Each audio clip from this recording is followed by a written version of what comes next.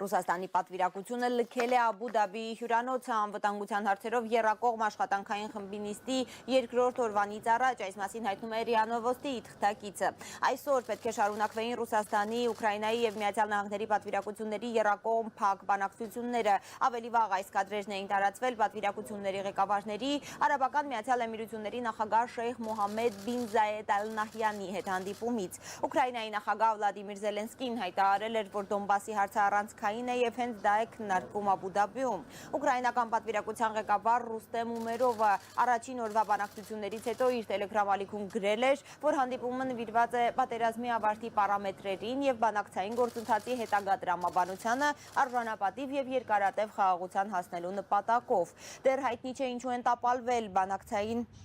Այս օրը հայտնի է, որ ամերիկյան պատվիրակության առանցքային ներկայացուցիչներ Սթիվ Ուիթքոֆն ու Ջարեդ Քուշները ի սկզբանե չէին մասնակցելու այսօրվա բանակցություններին, նրանք մեկնել էին Թել Ավիվ։